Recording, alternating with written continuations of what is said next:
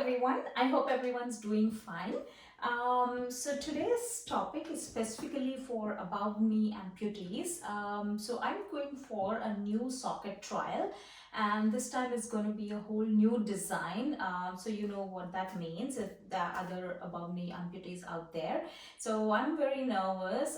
Of course, I trust my clinic, but I'm also very nervous because the change is a big change, and this time it's probably going to be a whole new design depending on how the trial goes. If everything works out, it could be next week or it might take few days, a few more days. So whatever it takes. I'm going for a trial. Let's see how that goes. I'm going to share that with you later. But for today, I wanted to share some honest reviews and some experiences with my current socket design, if that helps anyone out there. Because I always wanted to experience the socket, especially before ordering it, but unfortunately we cannot experience a custom made socket until it is custom made for you, and that involves a heavy cost. So let's see what I can hook with today. So this socket here I have is my old socket, which was 2.5 years back. Now if you can see, so this whole thing is a carbon fiber, which is supposed to be tough, the most tough and lighter. Lighter is subjective, but I think out there, what's available, this is probably the lighter one. And then I have this silicone liner attached inside. So before this one, I had a very hard liner, so which was kind of older one. So but this silicone liner is attached inside, and then at the back the carbon fiber is cut, so that this you have that extra cushion with the silicone when you sit on top of it. We'll talk about how that helps in the sitting and what happens when you sit. Now and then it's a custom made, it's a suction socket which I wear with a plastic bag. So that's the design of it. It's a very basic socket model, but I think this is the most common socket, I would say. At least the majority of above knee amputees probably had this at this point of time. Now let's talk about the good and bad things, or let's talk about my experiences with this, I would say. So comfort wise, this is better than what I had before, than the hard liner before.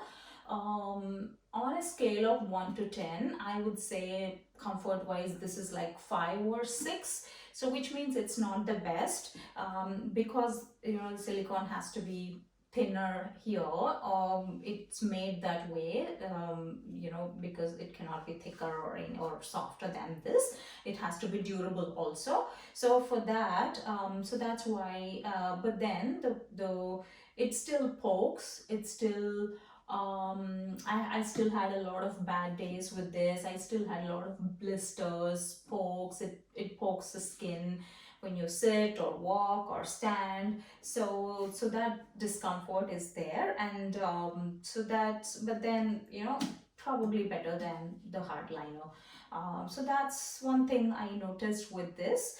And then maybe I would have had much worse days if I had the harder one. So that way this is better. But then there are a lot of other liners out there which are like the separate liners that you can put on the liner first and then the socket. So I haven't used those, so I don't know, but it worked for me so far. Now let's see what are the other things I noticed about it. So as you can see, the design of it, if it goes all the way up to my hip like that, so it goes all the way up to the hip, right? So what happens with this, like it restricts some of the movements when you walk.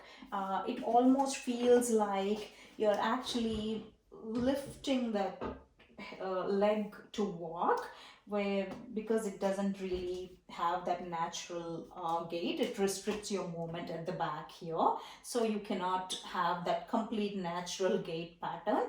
So that's what it's doing, so in terms of the walking. But then you actually need the hip bone support to be able to walk, because a lot of support while walking is coming from your hip bone, so you need that hip bone support.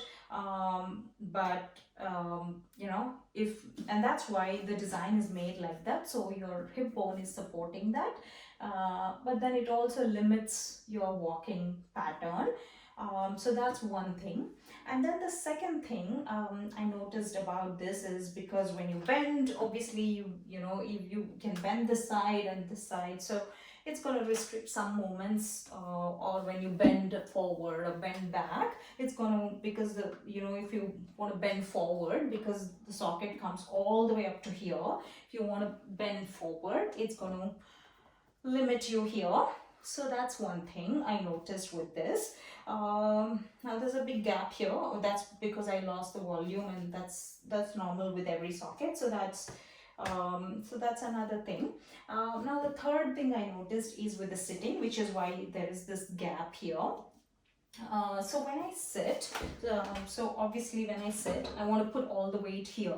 So if I put the weight here, you know, I can't put weight on my foot. So what this doing is, you're keeping the weight here, so it's lifting that knee, which is what it's doing. So it's lifting that knee up, and you see how much there is a gap between my real foot. I can put my real foot down, I can take this back like that, but this won't go, right? So this won't go like that. So but then if you want to put the weight and land your foot, then you can't sit comfortably, so you have to take your weight off your hip.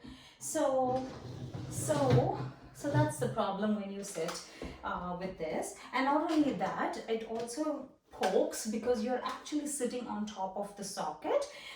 It also pokes after a few minutes, it starts getting uncomfortable. So I always try to adjust my leg this way, like, you know, to be able to sit with it, to just to you know, twist that a little bit here and there, that way you know, it's not poking at the same point or something like that.